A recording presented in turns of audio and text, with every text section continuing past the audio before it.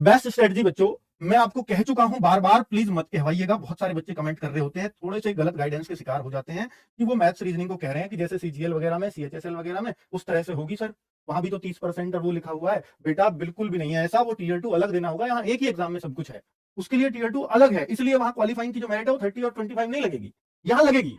यहाँ तो कह रहा है कि इसके बिहाफ पर अगर इतने मार्क्स लाते हो, क्वालिफाइंग मार्क्स लाते हो, तो अगली कॉपी चेक होगी, वरना चेक ही नहीं होगी। तो इसलिए इनको पढ़ना बनता ही नहीं है, क्योंकि हर बच्चा 20 क्वेश्चन इसके, 20 इसके, 40 में से हर बच्चा 12 क्वेश्चन कर सकता है। ये भी जनरल वाले को करने, ईडब्ल्यूएस ओबीसी को तो 10 क्वेश्चन, एससी एसटी को तो 8 क्वेश्चन करने हैं। ठीक है, मैं तो कह रहा हूँ 12 की आप कोशिश करके चलिए, 13 की कोशिश करके चलिए यार। 20 में से 12-13 कोई भी रीजनिंग में कर देता है, कोई भी, जिसने 10 दिन रीजनिंग पढ़ी हो।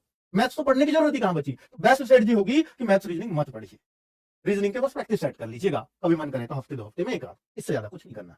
और वो प्रैक्टिस सेट कहां से करेंगे, वो हम आपको प्रोवाइड करते रहेंगे हफ्ते दर हफ्ते, मैथ्स का भी रीजनिंग का भी।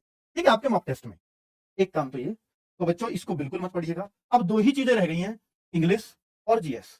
जीएस आप हर एग्जाम के लिए पढ़ते रहते हो, बाकी सीजीएल, सीपीओ या एससीएचएसएल, इन सबसे अगर हम देखें कि जीएस के नॉर्मल क्वेश्चन किसमें आते हैं, तो बच्चों वो एमटीएस में ही आते हैं। आप कभी भी लेवल मैच कर लीजिए। लेकिन फिर भी मैं आपसे कहता हूं कि अगर आप जीएस के 25 में से 17-18 क्वेश्चन कर देते हैं ना एमटीएस में, वो एक बेस्ट एफर्ट माना जाए। इस बच्चे के भी 25 में से 17-18 क्वेश्चन होंगे, वो एक बहुत जबरदस्त जीएस उसका माना जाएगा। और इससे ज्यादा की उम्मीद भी मत करना, क्योंकि 1/3 की नेगेटिव मार्किंग है। 1/3 बहुत होता है, 1/4 होता था, इसमें 1/3 है। इसलिए 17-18 क्वेश्चन तो आप ये समझिए बहुत शानदार आपकी जीएस हो गई। इंग्लिश की मैं बात करूं तो इंग्लिश को आपको पढ़ना ही होगा, बिना इंग्लिश के इसमें सिलेक्शन की उम्मीद करना बिल्कुल बिल्कुल भी अच्छा नहीं है, होना ही नहीं है। तो आपसे मैं बोलूं तो इंग्लिश में ना केवल आपको पढ़ना है, बल्कि अच्छा स्कोर भी करना है। तो 22 प्लस क्वेश्चन आपको उम्मीद करूंगा कि इसमें मैं सही करवा सकता। 22 प्लस, वो 23 भी हो सकते हैं, 24 भी हो सकते हैं, 25 भी कर।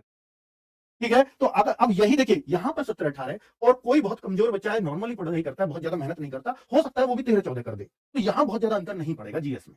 लेकिन जिसने इंग्लिश नहीं पढ़ी, वो हो सकता है 1-2 क्वेश्चन ही कर पाए, और जिसने पढ़ ली वो हो सकता है पूरे 25 भी कर दे। तो जी इंग्लिश में बहुत बड़ा अंतर आ सकता है, इसलिए इंग्लिश सबको ही पढ़नी पड़ेगी, बिना इंग्लिश के कुछ नहीं हो सकता। इनकी स्ट्रेटजी मैं आपको बता देता हूं, पहले तो आपको बताऊं, फिर बाद में जीएस और इंग्लिश की स्ट्रेटजी पे आऊंगा अलग अलग सब्जेक्ट वाइज। पहले मैं आपको बता देता हूं बच्चों कि आप बुक्स क्या पढ़ें। देखिए मैथ्स रीजनिंग, अगर आप हमारे एसएससी जीडी के स्टूडेंट रहे हैं, तो मैथ्स रीजनिंग में जो हमने आपको बुक दी है उनको ही पढ़ लीजिए, आपको कोई एक्स्ट्रा बुक लेने की जरूरत नहीं है। मैथ्स रीजनिंग में प्लीज कोई एक्स्ट्रा बुक मत लीजिएगा, इस एग्जाम के लिए कोई बुक लेने की जरूरत नहीं है। जो आपके पास बुक है प्लीज उससे पढ़ लीजिए। अगर मैं बोलूं कि जीएस के लिए, तो जीएस के लिए मैं स्पेशल आपको बुक्स बताऊंगा, हमारी बुक्स हैं, उनको मैं आपको बता चुका हूं। येलो बुक से बढ़िया और बेहतरीन बुक्स आप नहीं दिखा सकते।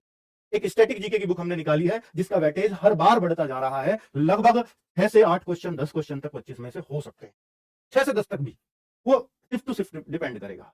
तो आप बच्चों उस स्टैटिक जीके को तो जरूर ही रट लेना, स्टैटिक जीके प्लस